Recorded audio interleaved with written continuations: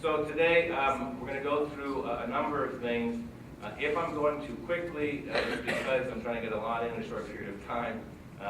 But please, again, interrupt whenever you think I need to stop. So first we're going to discuss a note about charity and civility very briefly. What can the Catholic Church say and do before an election? Sometimes there's questions about what's partisan politics or what's a violation of tax exempt status and what isn't, etc. Why a formation of conscience? We'll talk about conscience. A word about prudence. And then what do the bishops actually say? So we'll get into the document. And then in the second hour, of course, what are some specific issues affecting Nebraskans this election? Again, that will be after the break in the second hour. Okay? So the first thing, a note about charity and civility. I always love quoting St. Augustine about this. In essentials, unity. In non-essentials, diversity. In all things, charity. And I just want to remind us that the standard for Christian life is not merely civility. For those of you who have kids know how kids can just be merely civil with one another, right? I'm not hitting you, so you should be happy with the fact that I'm not hitting you, says the brother to his sister. But what we're really called to do is something more than just mere civility, but charity, for love. That's what we're called to do. So we want to make sure that in our conversations during the election and in the parish and with our friends, we're always as charitable as we can be. Next, what can Catholic churches say or do before an election? Just to be clear, it is against the law, according to the IRS, for 501c3 nonprofit tax-exempt organizations to comment on a candidate or a party. You can't say anything positive or even negative, or I should say negative or even positive, about a candidate or a political party. They're barred from doing that. Churches are barred from doing that. That's absolutely true. However, that having been said, 501c3s are allowed to comment on legislation or a specific issue. If you're interested in learning more about the specifics here and what can and cannot be done, there's actually a very good organization called the Center for Lobbying in the Public Interest. That's their website. And research for questions on nonprofit lobbying. And they have very good guidelines about what's allowable, what isn't allowable, and some ideas about things that churches can do. For instance, a church could have a voter registration table at their parish after Mass at some point in time. There's no violation against the law there. And if they wanted to push or work against a specific legislative issue or policy, they're more than welcome to do that. Of course, things get sticky because candidates and parties are often associated with specific issues and policies. Just because that is true, and we all recognize that being true, doesn't mean the church should not say what needs to be said and speak the truth. In fact, as I've tried to explain to other folks, the church does and can and ought to involve itself in the political process.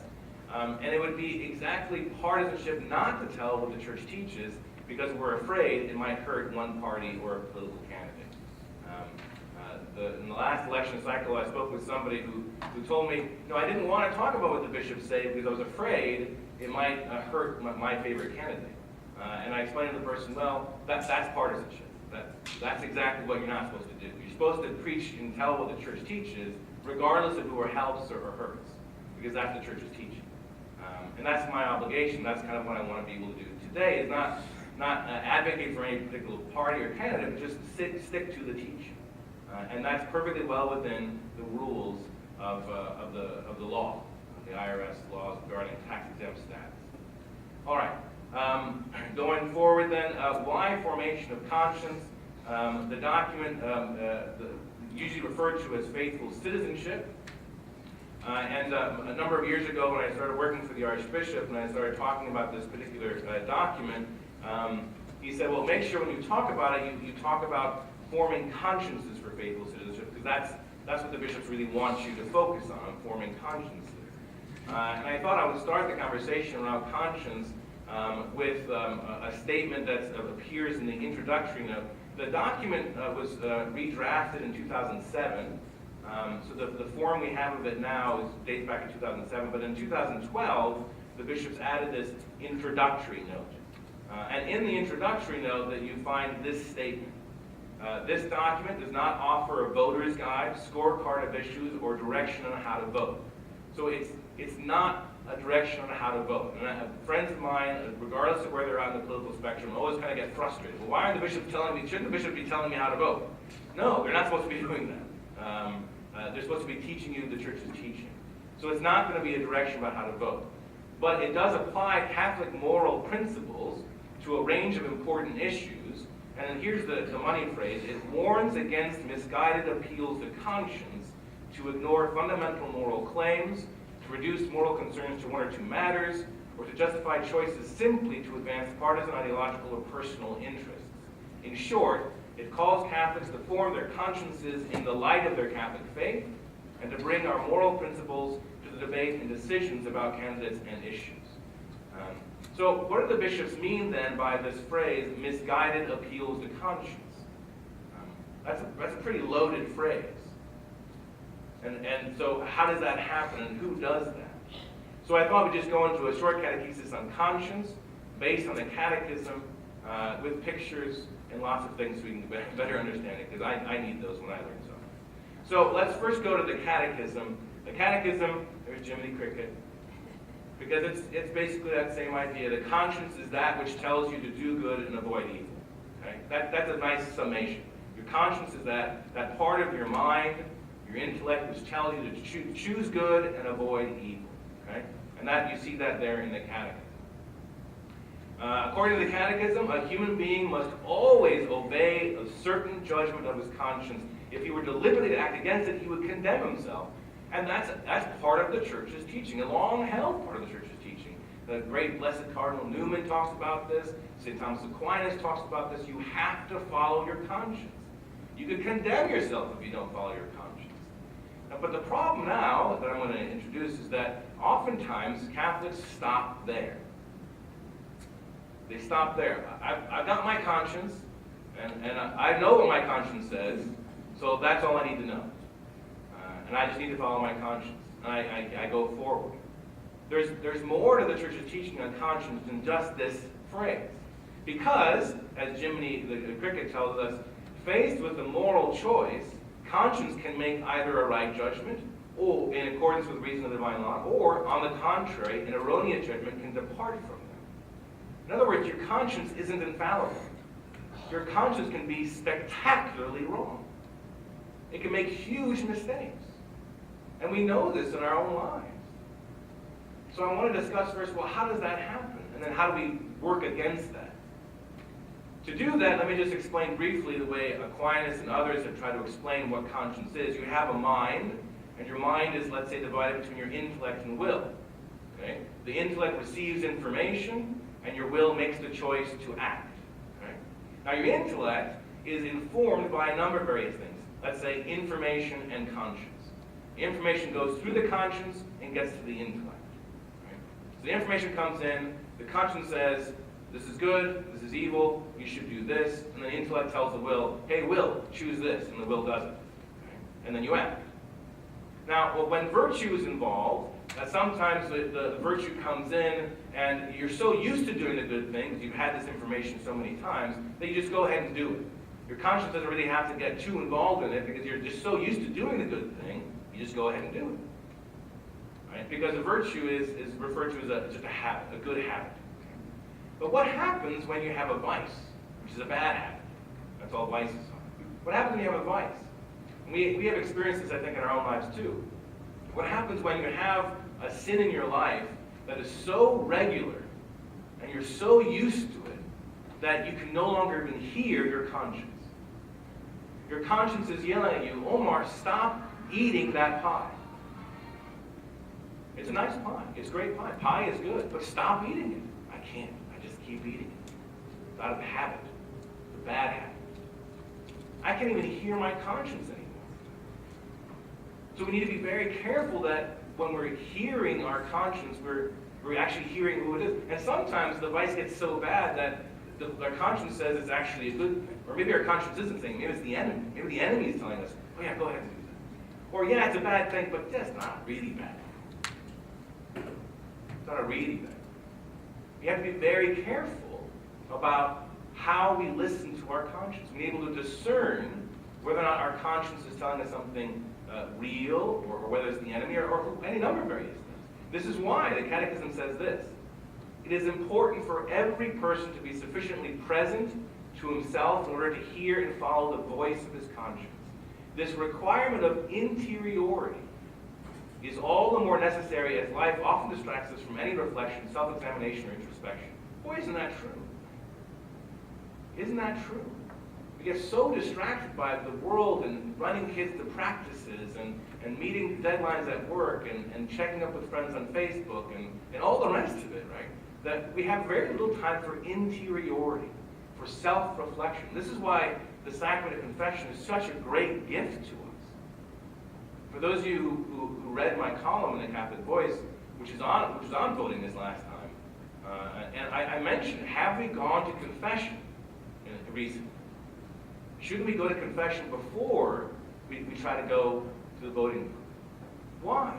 Why did I write that? Because vices exist in our life that can get in the way of our listening to our conscience, of our hearing what our conscience really has to say or ought to be telling us. But that's part of what it means to follow your conscience, is to make sure you have enough interiority, a graced interiority, so we can hear what our conscience is actually telling us, and make sure it really is our conscience speaking to us. So that's the first thing. The first thing is sometimes our vices get in the way. But here's another way that things can go wrong. Let's say we have our conscience, and the conscience is working fine. We're not talking about vice here at all, right? We have a certain situation, but the information we get is corrupt. Either through lies or bad information or laziness, or we just don't bother finding out the truth, we get bad information, and that happens. Right? People lie to us or give us bad information. The information we get affects how our conscience makes decisions. So that's why we need to make sure that the information we have is correct, is thorough, is balanced, let's say. That's extremely important. So this is why the Catechism says conscience must be informed and moral judgment enlightened. A well-formed conscience is upright and truthful. It formulates its judgments according to reason, in conformity with the true good willed by the wisdom of the Creator. The education of conscience is indispensable for human beings who are subjected to negative influences, and tempted by sin, prefer their own judgment and reject authoritative teaching. Who doesn't do that, right? We all do that. I prefer my own judgment. I want to find my own. St. Paul has this great line in 2 Timothy chapter 4 where he talks, a time will come when people with itching ears will go find for themselves teachers to suit their own liking. I love that passage from St. Paul. We all do that. I don't like what the bishops are saying, so I'm going to go find Father so-and-so or this theologian or this writer or that news network to tell me that I'm really right. We all do that. We all do that. And, of course, this education of conscience is a lifelong task. You're never done educating your conscience, informing your conscience.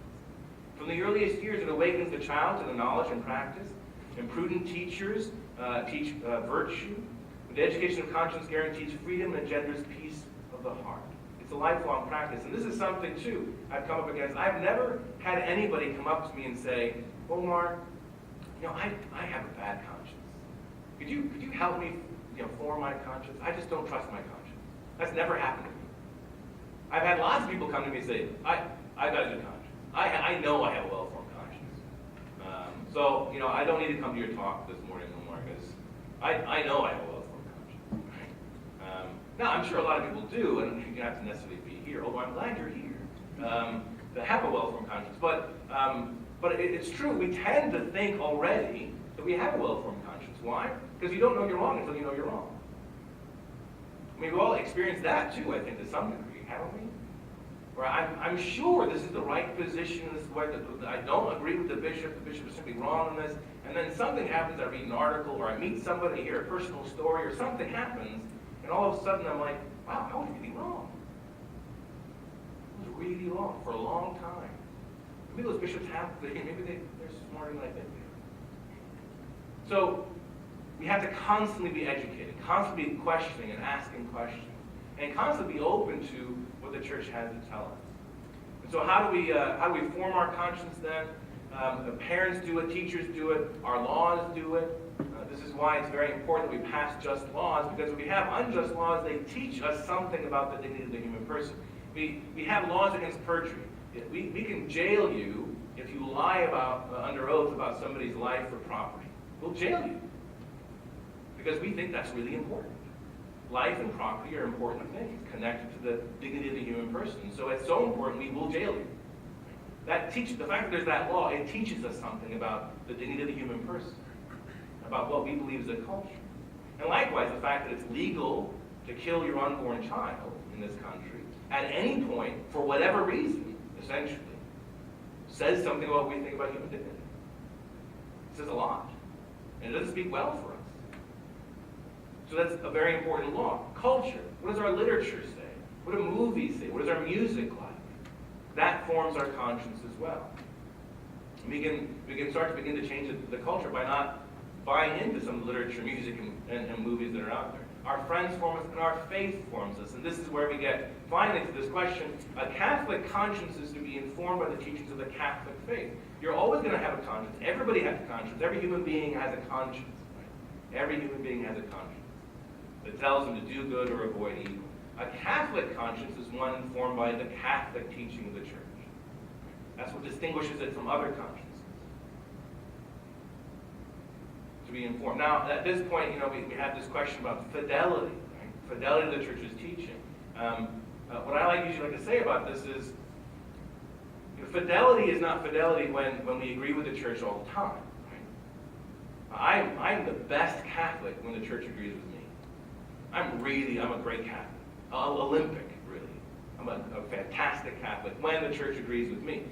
But it's when I don't agree with the Church, like with bishops, that's where fidelity kicks in. That's when we have to say, all right, I need to trust that Jesus gave us a church that's teaching something true. And I need to be humble enough to at least listen and to research and to seek out, instead of just assuming that I've got it all figured out. You still have to follow your conscience. Remember, that's a rule. You still have to follow your conscience. But at no point in time should you ever, A, walk away from the sacraments, or B, simply stop listening. Stay with the Church. So that's what I think the bishops mean when they talk about misguided appeals to conscience. Right? My conscience tells me it's okay to do this or vote for that or support that policy, but it's not. You're not forming your conscience well. And you need to better form your conscience. All right. And that's what forming consciences for faithful citizenship means. A brief word then about prudence. Prudence is a virtue. A prudent person is someone who knows the good and does the good. And prudence is an important thing because our conscience can tell us all sorts of things, or we can know what the teaching is, but acting it out and seeing it in concrete situations is another question altogether.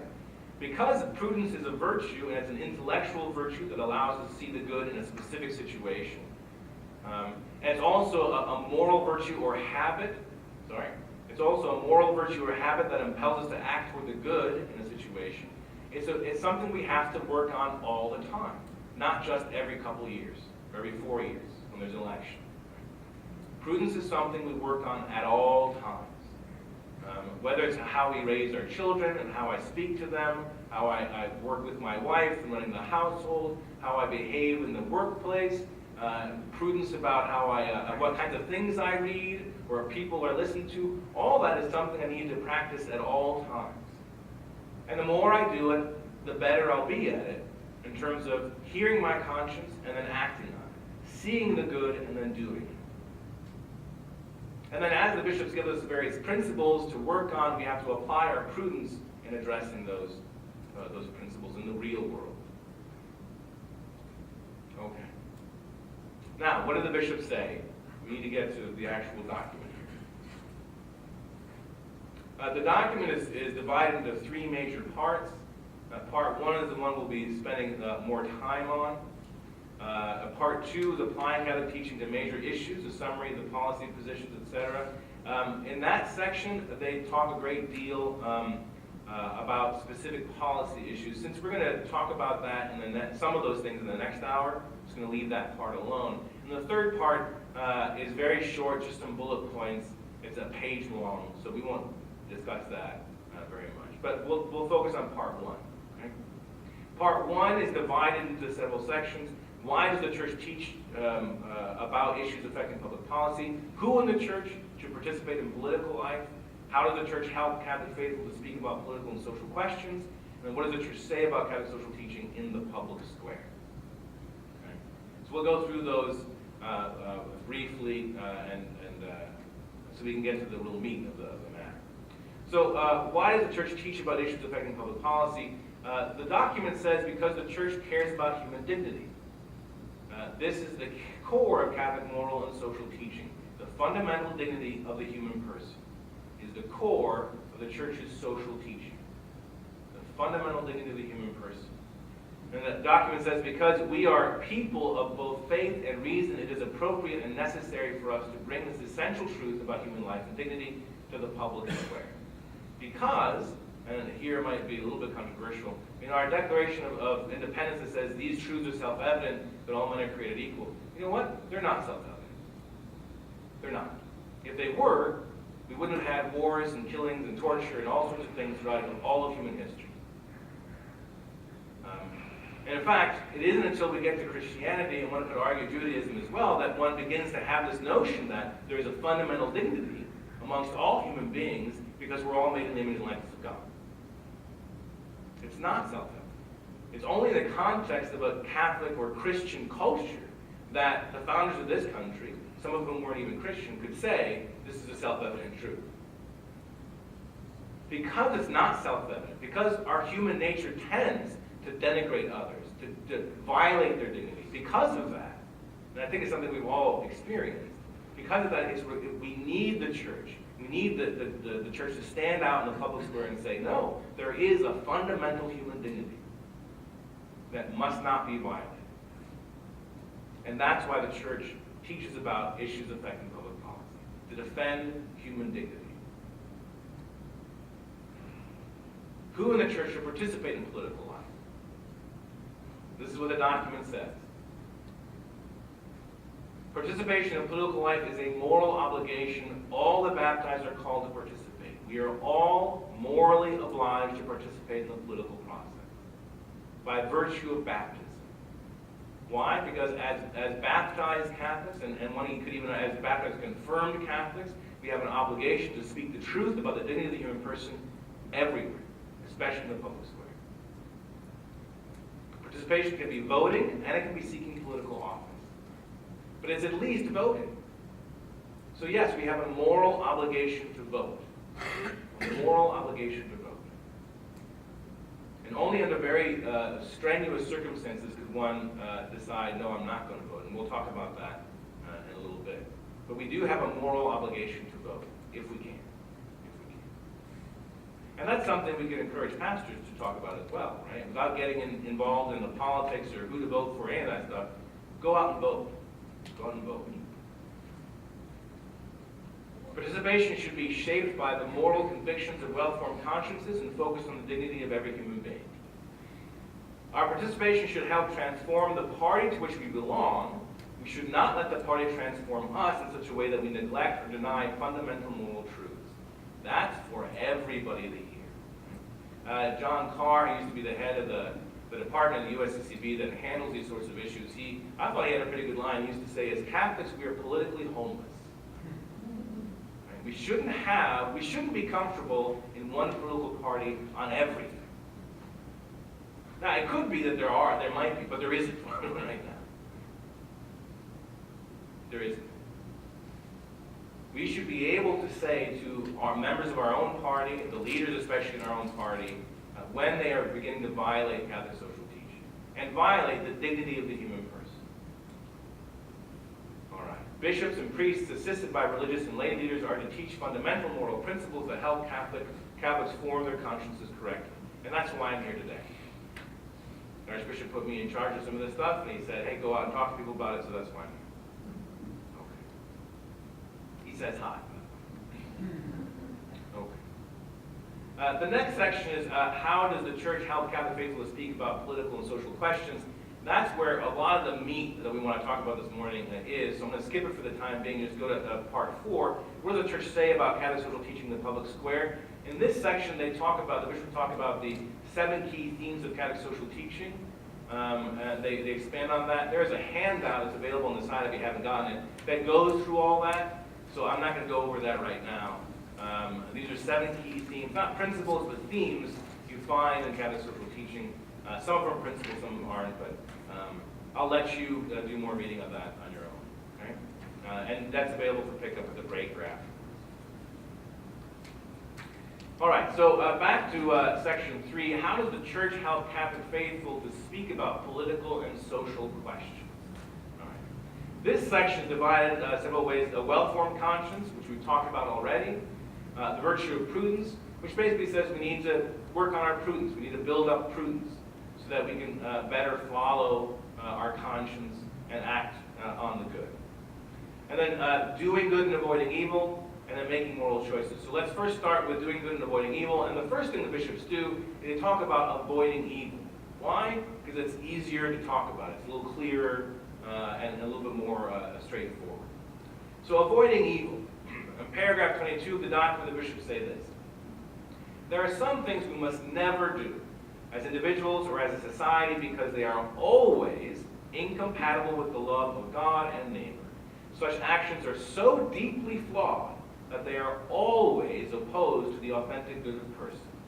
These are called intrinsically evil actions. They must always be rejected and opposed and must never be supported or condoned. So the language here the bishops use is pretty absolutist. It's pretty clear. These things are always and everywhere wrong. There is never a situation where this could be right. Ever. It doesn't matter who you are, what age you live in, or what the weather said. No, it's always wrong. I think that's pretty clear. They are intrinsically evil, which means they're evil in and of themselves. And what the other thing about this statement I think is very important is that not only are we not to support these things, right, but we have a moral obligation to oppose them. Right? So it's not good enough that just to say, well, I'm not supporting it, so I'm okay. The teaching of the bishops is you have to actually proactively work against these intrinsic evils because they're that damaging to social justice and the common good. So long as these intrinsic evils exist in a legal structure, they harm the common good. In fact, this is what the bishops say in the same paragraph. They say a legal system that violates the basic right to life on the grounds of choice is fundamentally flawed. Fundamentally flawed. So it's not good enough that we just say, well, I'm not supporting it. We have to work against it. We have a moral obligation to work against it. That's the fullness of what it means to stand up for human dignity in this culture.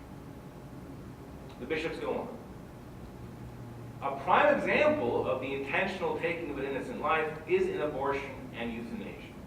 Human cloning and destructive research on human embryos are also intrinsically evil. Other direct assaults on innocent human life and violations of human dignity, such as genocide, torture, racism, and the targeting of non-combatants and acts of terror or war, can never be justified. This is the list given by the bishops in this document of the intrinsic evils, that is, things that are always and everywhere wrong. There's no wiggle room. No wiggle room. Now, does this mean this is an exhaustive list of everything that's intrinsically evil? No. There are lots of things that are intrinsically evil. For instance, in the Catechism, we looked this up, lying is intrinsically evil. Lying. Now, it depends a little bit on how you define lying, but we won't get into that. But according to the church, lying, when it's lying, isn't always wrong, intrinsically evil. There's never a situation where it's okay. Now, should we have laws against lying? Well, no. It's unenforceable. Is there a political party that's touting, hey, we should have laws for lying? No. Is there a political party or candidate that says, this is an important aspect of our Constitution, we should make sure that everybody lies as much as they can? No. No, we don't. Right? So the bishops don't mention it. They don't mention it. Doesn't mean it's not intrinsic evil, it just means it's not, to use a phrase, in play. It's not an issue that's being argued about in our current political system. Okay? So that's avoiding evil. That's the list of intrinsic evils. There are other evils, and we'll talk about those here in a second, but those are the intrinsic evils. Now, how about doing good? Let's talk about the nice stuff for a second. The bishops say our positive duty to contribute to the common good and to act in solidarity with those in need is important for Catholics. Both opposing evil and doing good are essential obligations. So we have a moral obligation to work against intrinsic evils. We also have a moral obligation to work towards doing good, to bringing about the common good, to creating a just society. We have a moral obligation to do that too. Now, it gets a little bit harder because unlike intrinsic evils, some things are good in and of themselves, but how you achieve those goods, that's a different question. As an example, for instance, the church teaches that laborers have a right to a just wage. We should agree with that.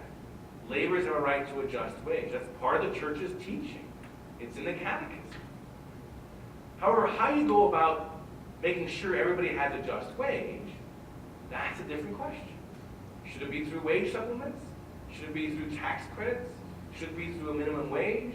Should it be through any number of it? How should it look? Well, that's something good Catholics can argue about. That's where prudence starts to come in. And we can sit down and say, well, this is a prudential issue. That's not, I don't know, that agreement. We can argue about it in charity. But even if we disagree, it doesn't mean we should just sort of throw up our hands and say, well, I guess that's up to who knows. I don't have to worry about that. It's not an intrinsic evil, so it's not my problem. That's not the right attitude. All right, then the bishops talk about two temptations in the public life. Two temptations. This is very important. The first temptation is this: to fail to make, quote, ethical distinctions between different kinds of issues involving human life and dignity. The direct and intentional destruction of innocent human life from the moment of conception until natural death is always wrong. It is not just one issue among many. It must always be opposed. This is like the third or fourth time the bishops say this. And when it comes to these kinds of intrinsic evils, evils we're talking about the direct killing of innocent human beings, they have to be opposed at all times. We have to be working towards that. And it's not just one issue among many. I knew a fellow who would go around and he'd say, maybe you're concerned about climate change, you're concerned about immigration, or you're concerned about just wage, you're concerned about this, and you're concerned about abortion. That's great. You choose whatever issue you're most passionate about and then vote that way. Well, no, that's exactly what you're not supposed to do. You're not supposed to. There's certain issues that are simply more important. Why? Because they touch on the fundamental dignity of the human person, and to allow them to continue to undermine social justice in the common good. They must always be opposed. But that's the first temptation, right? To believe that all the issues are basically the same. It doesn't matter which issue you pursue. That's the first. The second temptation is this: to ignore other serious threats to human life and dignity by appealing only to moral distinctions. Racism, discrimination, the use of the death penalty, torture, war crimes, the failure to respond to the poor are all serious moral issues that require us to act. These are not optional concerns. So notice that you always have to oppose intrinsic evils. But it doesn't say, the bishops don't say you only have to oppose intrinsic evils. You have to oppose all bad things. You have to work toward the good for all of human society. Do you see this, the temptation there, the distinction? So some people will say, look, all I know is the one issue, and I'm going to vote that way, and I don't care about anything else. That's decided for me. Well, that's not appropriate either.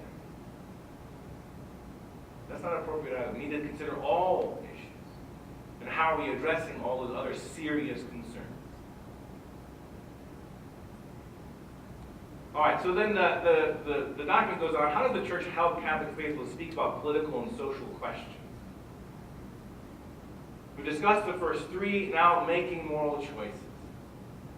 First, there must be outright opposition to laws and other policies that violate human life or weaken its protection. Again, this is number 5. The bishops keep repeating this over and over and over again. We have to work against those laws. We have a moral obligation to work against those laws. Prudence must be applied to some policy choices like, for instance, housing, affordable housing, or health care, or immigration, and others. Prudence here would mean seeking out the church's teachers when they apply Catholic social teaching to specific situations. And in certain areas, like I mentioned, the just wage, there's a lot of room for us to kind of argue. There are other situations, however, where the prudential choice is just obvious by logic, by reason. Right? And the bishops simply apply reason and logic to a specific situation, and they say, given the certain current conditions and all the facts that are before us, even though it's not an intrinsic evil, we know we should go forward with this policy. And they lay out some principles that way. And even then, there are usually some sort of prudential wiggle room there.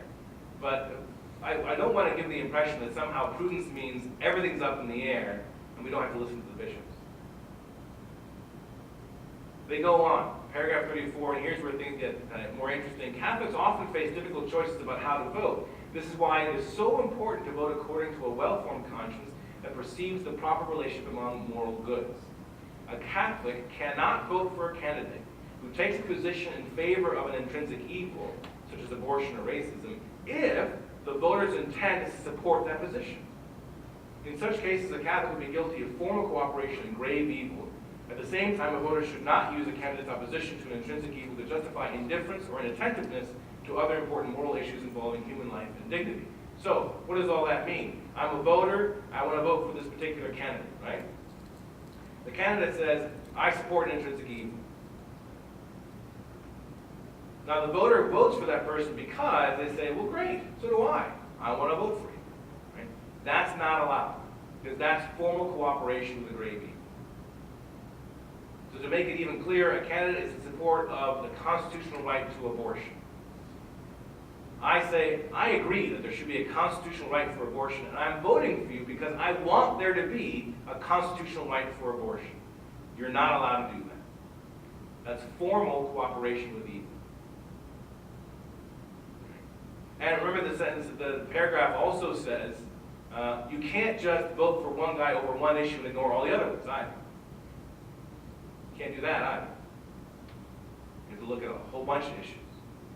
So the bishops go on. There may be times when a Catholic who rejects a candidate's unacceptable position may decide to vote for a candidate for other morally grave reasons. Voting in this way would be permissible only for truly grave moral reasons, not to advance narrow interests or partisan preferences or to ignore a fundamental moral evil.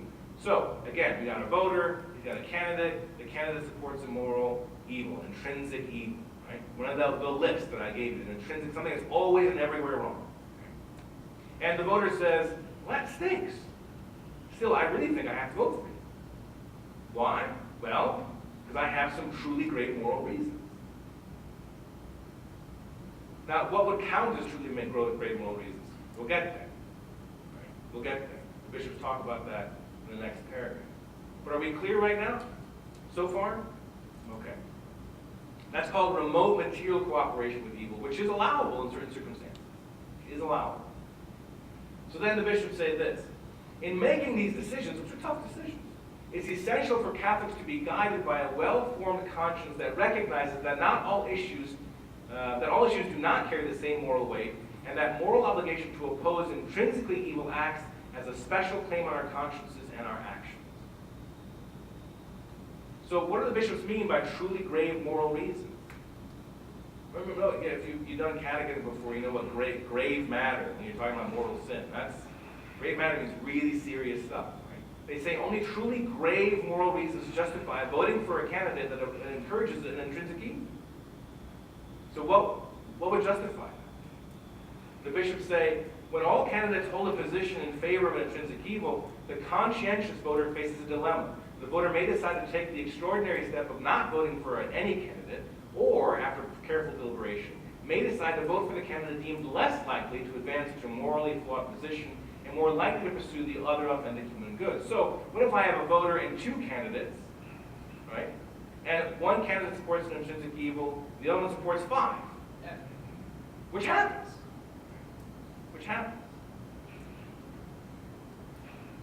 I'm allowed to vote for the one who supports the one intrinsic evil. Why? because I don't want the other guy who supports 5 to be elected. That's a prudential choice. Now, again, as the bishops say, you could choose not to vote. But in that situation, you do not want to support a grave moral evil, that's fine. That's on your conscience, you figure that out. Your other choice could be, I'll vote for the guy who only supports 1 intrinsic evil, because the other guy is going to support 5. And that would be really bad. And I have a moral obligation to work against intrinsic evils in our society.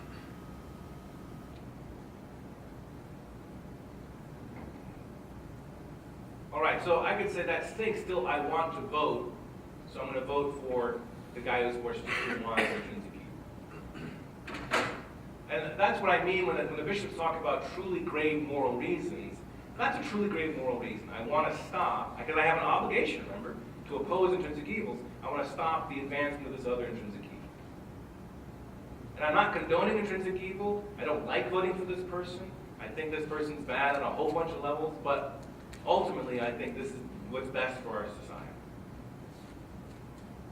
And so long as you take that remember the bishops use the word conscientious voter. As long as you take that vote, that's why I don't think it would be necessarily a slippery slope. So the bishops also do talk about that we need to take into consideration whether or not A, the candidate is trustworthy, but B, whether or not the candidate can actually affect that specific issue. So the candidate might say, look, let's say I'm going to end poverty. So everybody then says, well, great, that guy's going to end poverty. Let's vote for that guy. He can't. Not one man can't possibly do it, especially in our system.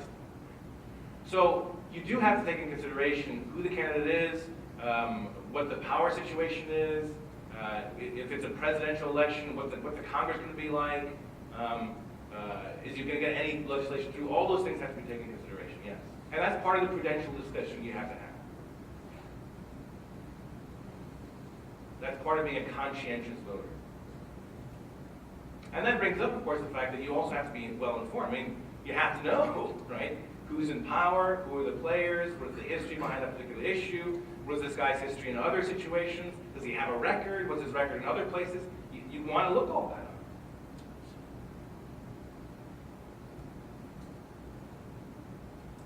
I just wanted to end this hour with this quote from Pope Benedict, who talks about the Eucharistic consistency.